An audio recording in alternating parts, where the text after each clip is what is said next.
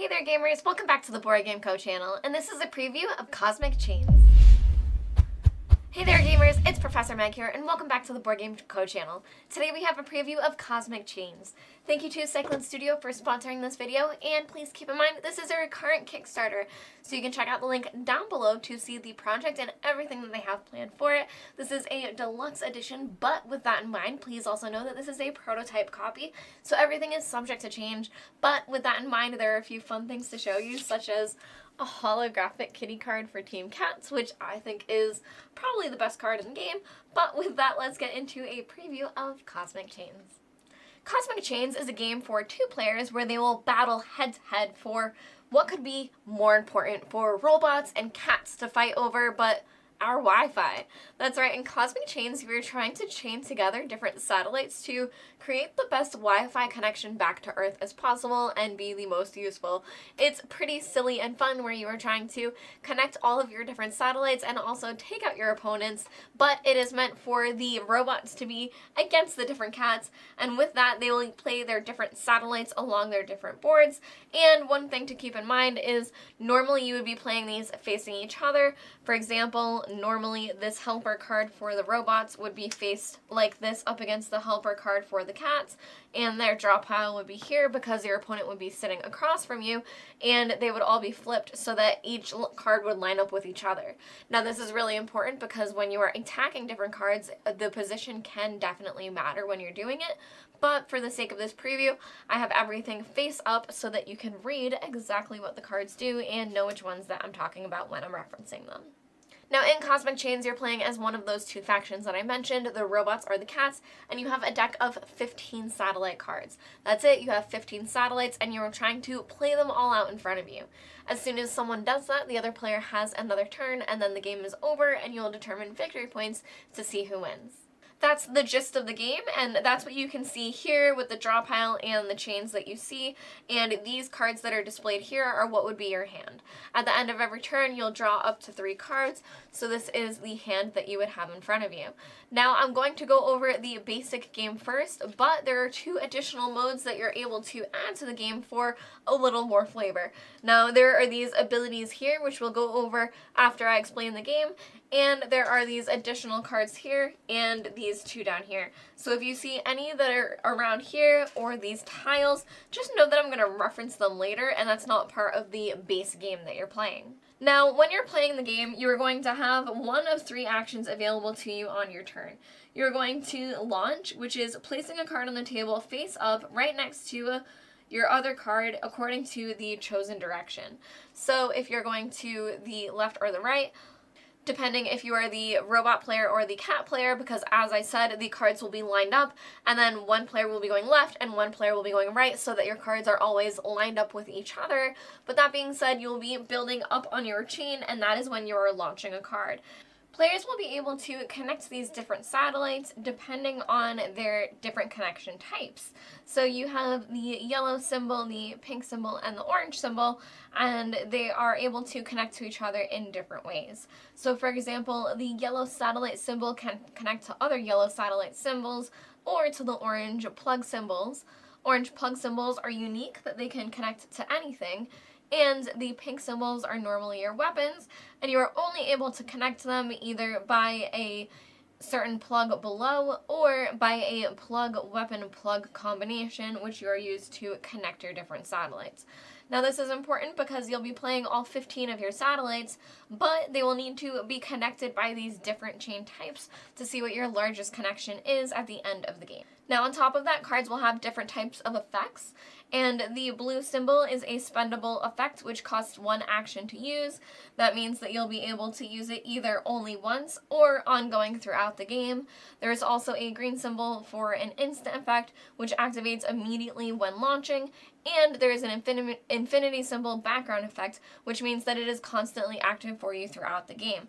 For example, we have a shield here where this card is protected and cannot be destroyed by the opponent, and that is always in play and cannot be changed. Where there are some, such as this immediate effect, which is place Space Station Part 2 below this card when you play Space Station Part 1, which is why you see Space Station Part 2 in play. Now this is able to help protect your first space station before that can be attacked, and that's a reason why you would have those connected. Now, you can also see that the cats have this special card here, Buddy Buddy.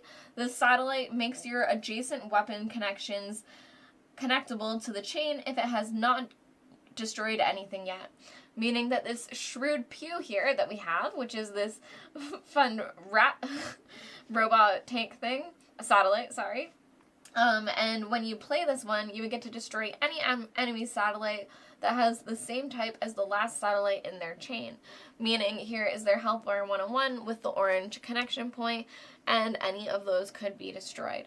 Now, a couple things that the robots have in play, they have their space station and their shield.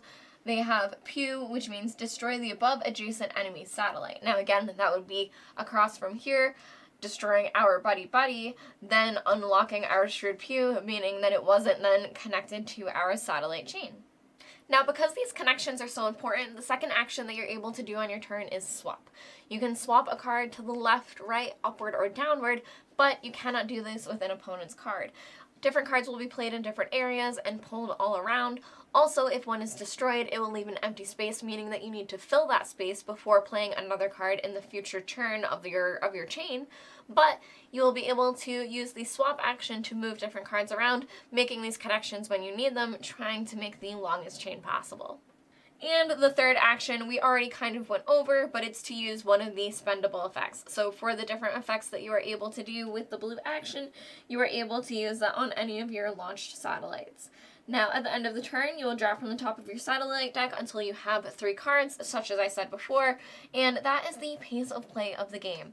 You'll be playing your different satellites, attacking each other, trying to protect as much as possible, maneuver yours around to connect them before all 15 satellite cards are played, because it is a race to the end to see who can play as many as possible. Now, at the end of the game, you will count up your victory points for the longest uninterrupted segment in your chain of the satellites that you've been able to maneuver around, swap, and play next to each other. You'll gain 1 victory point for each connected yellow, orange, and pink symbol in your chain, according to those rules that you are able to connect them with. And in the case of a tie, you'll then look into the number of satellites that have been destroyed, etc., to see how you would break the tie. But the most important thing is who will win with how many satellites you are able to connect to each other. Now, your 3 different card types will have all of their abilities, which will add some complexity, but in the additional modes, you are able to add these tiles as well. These are different powers that you'll be able to add, and once you use them, you'll flip them over to their used side. And for an example for what some of them are, this one is perform +1 action this turn. Or if you have launched a weapon that has not destroyed anything yet, you can use it right now without spending an action. So this is one that you could use to use an ability on a different pink symbol card to do it for free with this token. Finally, the cats can discard one of your launched satellites and gain +2 actions this turn. So one of your satellites that has already been in play, you are able to discard it for additional actions. Now for the robots, you can add 1 card of your choice from your satellite deck to your hand, meaning that you can go through your deck here, search for it, and automatically take a card that would be most advantageous for you at the time. Or you can, and these are all in addition, that you are able to use all of these abilities. They are in order, and I'm sorry, these are actually not in the correct order, but you can see that they go 1, 2, 3, that you do need to use them in order, but you have access to all of these. You could then discard one of your launched satellites and use a blue ability of any of your launched satellites without spending an action. Then add the top card of your satellite deck to your hand. So that's pretty powerful that you're able to add an additional card to your hand as well, hopefully playing more satellites throughout the game. Finally, your 3rd level ability is launch the top card of your satellite deck without spending an action. So that's a free way that you're able to just launch the top card that you need and hopefully put out more satellites in play before those pesky cats. Now, there are also these cards that are given out. We have our energy drink sample and our chaotic blender. 1 of each is given to each of the players, and then after that, 2 are given of each of these cards. For each of these, they behave the same, where you can spend an action to place either a can token or a milkshake token onto one of your cards, and they are worth 1 VP at the end of the game for each of these that are still on your cards. However, you are also able to discard as many as you want from your cards to take additional actions. So you may have 3 placed out at once, but you might choose to spend 2 to take additional actions, meaning you would only have 1 victory point left at the end of the game. But if you are hopefully able to place out additional cans before the end of the game, then you can score even more victory points for those. Finally, a couple of these cards would be our Chill Bread. So this Chill Bread is not here to work, unlike your satellite effects. Gain +1 VP for each infinite and instant connection in your chain at the end of the game. So this is just an additional way to score and why you may choose to build certain things certain ways. Also over here we have Stuff and Jelly. Ultra Tacky Space Jelly will make you stronger and stickier. Gain +1 VP for each orange plus orange connection in your chain at the end of the game.